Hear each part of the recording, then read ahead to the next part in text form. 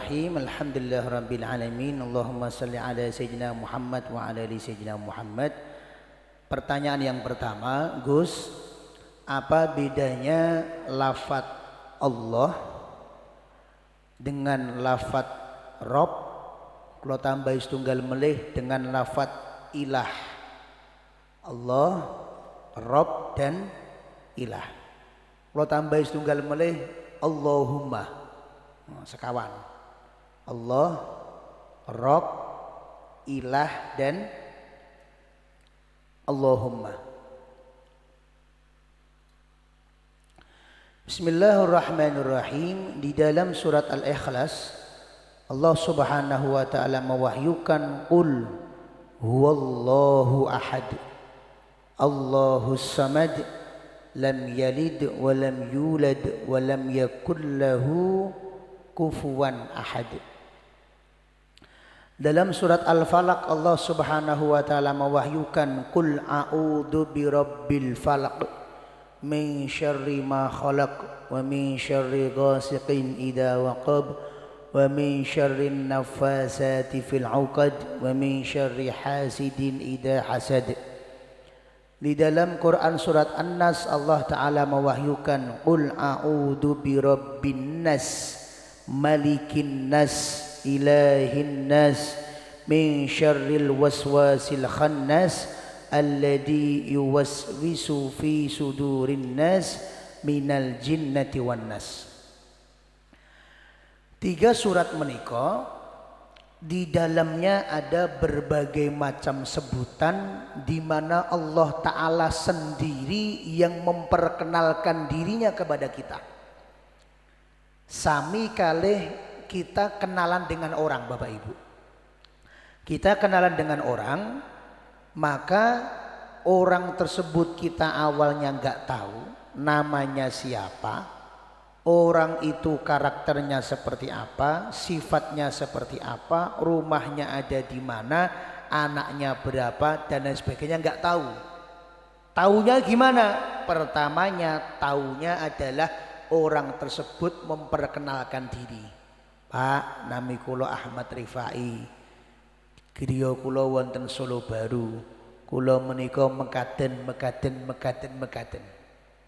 Selebihnya itu bisa kita telusuri, bener mboten tiyang niki wonge Solo Baru dan lain sebagainya. Lalu bagaimana dengan kadar kita mengenal Allah Subhanahu wa taala? Dengan sebutan siapa kita memanggil Allah Subhanahu wa taala? Dengan cara apa kita memanggil Allah Subhanahu wa taala?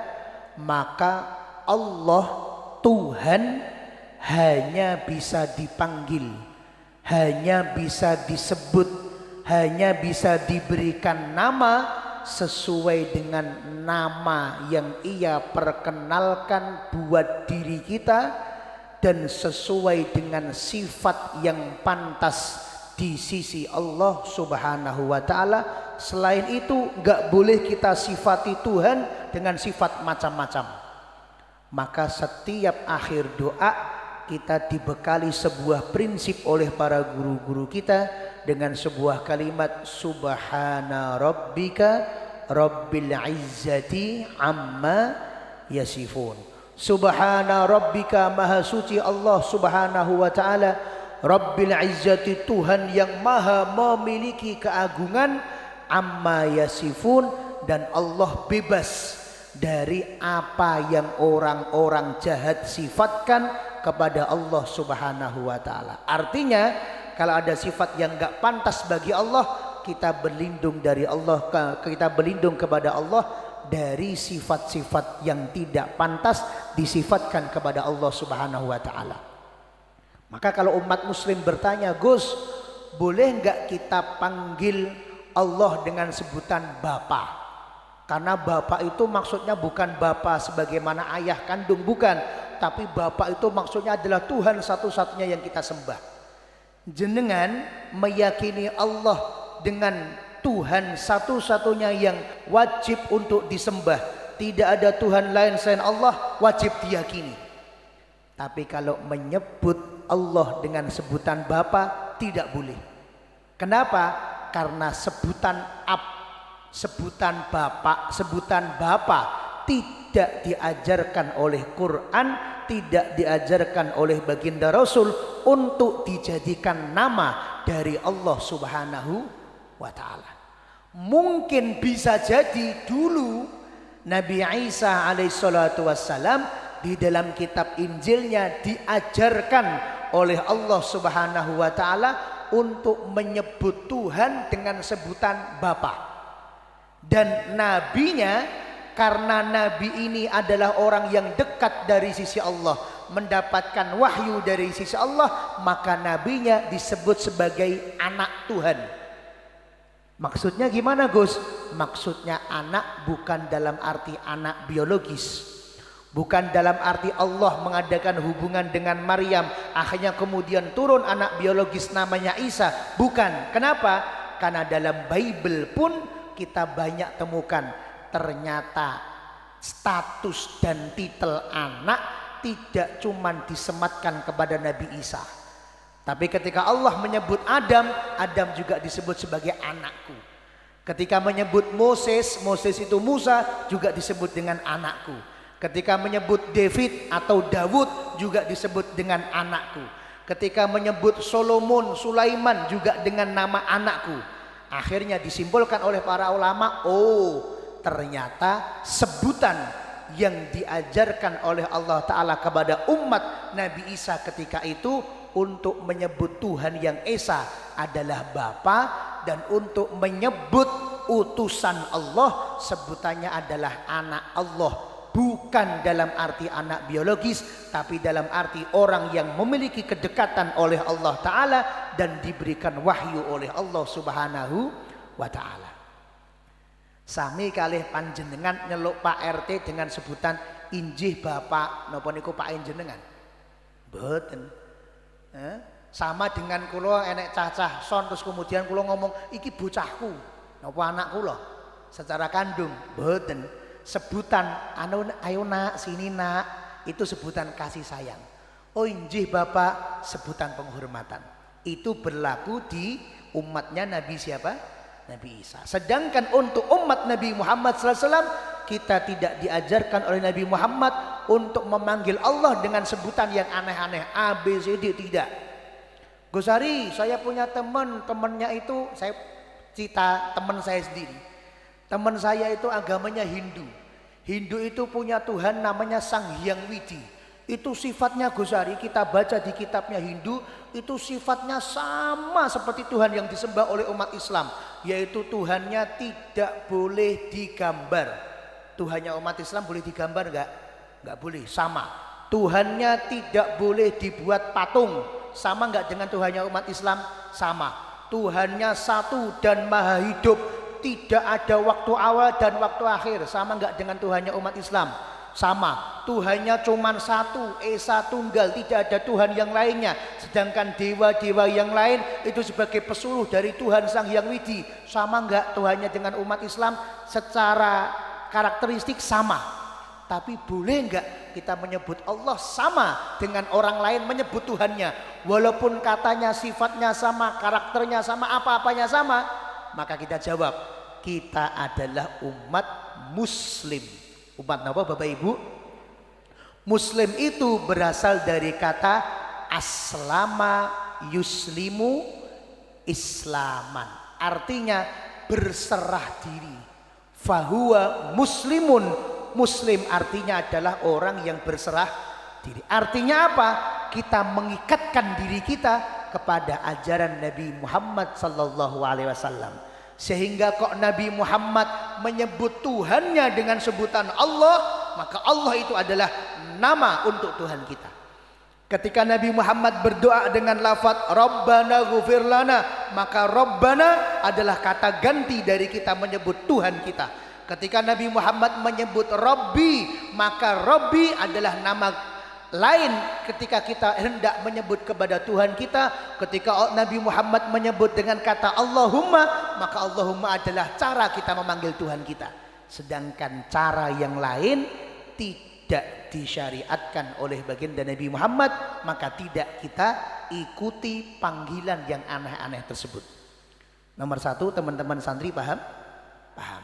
Bahwa kita memanggil Tuhan kita, kita menyebut Tuhan kita memberi nama kepada Tuhan kita adalah sesuai dengan apa yang Allah perkenalkan diri kepada diri kita lewat Nabi Muhammad SAW. Sehingga nggak boleh kita panggil Allah itu apa. Kalau itu nggak diajarkan Rasulullah nggak boleh. Nomor satu. Nomor dua, siapa nama Tuhan kita? Allah Ta'ala memperkenalkan dirinya dengan diwahyukannya surat Al-Ikhlas. Bahkan di dalam kitab-kitab akidah Bapak Ibu, surat Al-Ikhlas ini termasuk sebagai ruhut tauhid, termasuk sebagai intisari dari ilmu tauhid semuanya itu berada pada satu surat, yaitu Al-Ikhlas. Kenapa? Karena memang asbabun nuzul dari surat Al-Ikhlas ini adalah Nabi Muhammad sallallahu alaihi wasallam diajak rembukan oleh orang kafir Quraisy, kirim utusan kepada Nabi Muhammad untuk tanya tentang bagaimana sifat Tuhannya Nabi Muhammad. Karena bayangannya orang kafir Quraisy, Tuhan itu ya enek wujute, Tuhan itu ya enek sirahe, Tuhan itu ya enek tangane, Tuhan itu ya enek irunge, Tuhan itu ya enek tangane, Tuhan itu ya enek kakinya, harus berbentuk, harus ketok sehingga bisa disembah. Akhirnya Nabi Muhammad kok kondo, jare Tuhane luweh mulya timbang Tuhane wong awak dhewe, padahal Tuhane awak dhewe iku diciptakan dari batu yang sangat kuat. Lah nek Tuhane Kanjeng Nabi Muhammad jere luweh mulya timbang Tuhane awak dhewe, amin fiddatin au dahabin. Apa Tuhane Kanjeng Nabi saka emas apa saka perak? Sebab bayangannya orang barang yang paling mulia adalah emas dan perak. Maka dibayangkan, oh pangerane Kanjeng Nabi niku dari emas atau perak. Oh pangerane Kanjeng Nabi niku tinggale teng langit kono, tapi engko iso medun ngawasi. Nek saka langit kono apa ya ketok ngawasi bumi. Dan segala macam pemikiran orang-orang awam. Akhirnya ketika Nabi Muhammad ditanya tentang bagaimana Allah, beliau kendel sekedap, terus kemudian diwahyukan oleh Allah, qul, wahai Nabi Muhammad, katakan kepada mereka, huwallahu ahad, dialah Allah ahad yang maha tunggal, maha esa. Ahad itu berbeda dengan wahid. Kalau wahid artinya yang pertama. Yang pertama berarti ada yang kedua, ada yang ketiga. Maka mbak-mbak kok nek duwe bojo dikombali jangan seneng sik, jangan seneng sik. Wong sing lanang gombal, "Dik, kamu adalah yang nomor satu dalam hati saya." Wah, tuh sing wedok klepek-klepek. Wah, hati-hati. Nek kamu dibilang kamu yang nomor satu, berarti ada yang nomor dua. Itu maknanya wahid. Tapi kalau ahad, dik, kamu adalah satu-satunya di hatiku. Loh, beda. Nomor satu dengan satu-satunya beda apa sama? Beda. Allah tidak menerangkan Allahu wahid, enggak, tapi Allahu ahad. Nah, terus kemudian Allah tinggal di mana? Dijawab oleh Allah dengan ayat berikutnya, Allahus samad, qul huwallahu ahad. Allahus samad. Allah adalah tempat semuanya bergantung. Artinya bukan Allah yang bergantung kepada tempat tinggal, tapi semua tempat itu bergantung kepada Allah Subhanahu wa ta'ala. Sehingga ayat nomor 2 ini adalah ayat yang dijadikan oleh ahlu sunnah untuk mengatakan dengan tegas, Allah tidak butuh tempat, karena semua tempat itu sumbernya dari Allah, dan Allah lebih dulu ada sebelum adanya semua tempat. Lah kalau begitu Allah itu silsilahnya gimana? Allah tuh bapaknya siapa, simbahnya siapa, terus kemudian Allah tuh punya anak apa tidak? Dijawab oleh Allah dengan perkataan lam yalid walam yulad. Allah tidak melahirkan juga tidak dilahirkan dari seorang bapak atau seorang ibu. Lah terus Allah tuh piye-piye, apa punya mata, apa punya tangan? Dijawab oleh Allah dengan jawaban pamungkas, walam yakun lahu kufuan ahad. Kenapa kok kita membacanya wow Gus? Karena ikut lahjahnya orang Quraisy. Karena orang Quraisy itu tidak suka untuk membaca hamzah, sehingga dibacanya walam yakun lahu kufuwan ahad. Tapi secara sorof aslinya adalah kufuan. Tapi gandeng Kanjeng Nabi mau saya ngagem coro kufuan, ya kita nderek cara bacanya Rasulullah. Walam yakun lahu kufuwan ahad, dan tidak ada satupun, jangankan kok melebihi, jangankan kok setara, mendekati Allah saja tidak. Berarti jawaban yang nomor 1, kita tahu bahwa nama yang mutlak bagi Tuhan satu-satunya yang kita sembah adalah alif lam ha, dengan lafdul jalalah disebut sebagai Allah. Napa namanya pun Bapak Ibu? Allah. Lafaz Allah ini adalah lafdul jalalah yang diberikan definisi oleh para ulama ismun. Allah ini adalah nama lidzati, bagi zat al-wajibil wujubi, yang wajib ada, al-ma'budi, yang berhak disembah, bihaqqin, secara benar. Jadi Allah secara definisi dari Al-Ikhlas tadi disimpulkan oleh para ulama, Allah adalah nama untuk satu-satunya Tuhan yang wajib ada dan satu-satunya yang berhak disembah. Itu adalah apa? Allah. Yang kedua, apa bedanya dengan Rob Gus? Wong Rob itu kalau kita baca terjemah artinya juga Tuhan. Apa bedanya dengan ilah Gus? La ilaha. Ilah itu juga artinya adalah Tuhan. Nek maca terjemah. Maka jawaban kula salahin jenengan gur maca terjemah. Soalnya terjemah niku ya mesti ya ngoten-ngoten niku tok. Dan tidak ada satupun ulama yang mengajarkan kalau mau tahu hukum bacalah terjemahnya, enggak ada. Karena terjemah itu kadang menyempitkan makna yang sebenarnya luas. Menyempitkan makna yang sebenarnya luas. Kenapa? Karena terikat dengan terjemah. Jadi para ulama justru awalnya Bapak Ibu itu mengharamkan terjemah.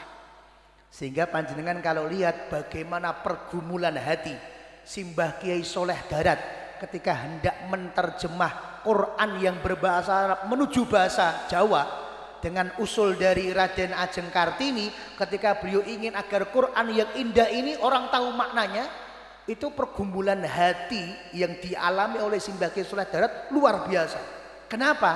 Karena beliau tahu selain manfaatnya besar, tapi menerjemah Al-Quran juga akan mengkerdilkan makna Al-Quran yang sangat luas.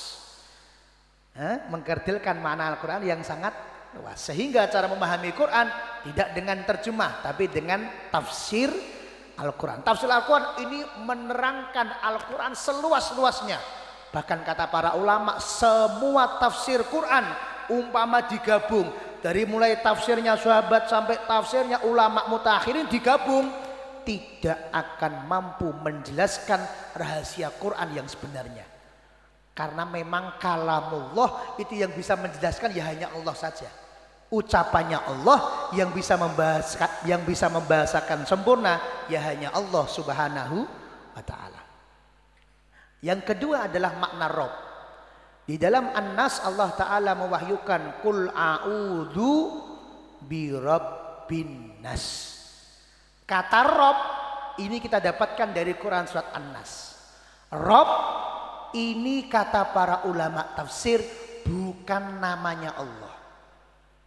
Rabb ini bukan namanya Allah. Allah ya Allah. Lafdul jalalah adalah lafaz yang paling agung. Tapi terkadang Allah memperkenalkan dirinya dengan sebutan Rabb. Apa maknanya Rabb? Bahkan sering digabungkan oleh para ulama dengan sebutan Rabbil Arbab. Apa maksudnya? Yaitu Tuhan yang mampu untuk menciptakan, mengatur, menjaga dan membuat semuanya serba teratur. Ini makna dari Rob. Sehingga makna dari rububiyah, sifat ketuhanan Allah yang rububiyah, yang bersumber dari kata Rob tadi, itu lebih menerangkan sifat Allah Subhanahu wa ta'ala. Rob seakan-akan kita panggil ya Allah yang maha menciptakan, ya Allah yang maha mengatur, ya Allah yang maha menjaga, ya Allah yang maha memastikan semuanya berjalan sesuai dengan kehendaknya. Itu kita sebut dengan sebutan apa? Rob.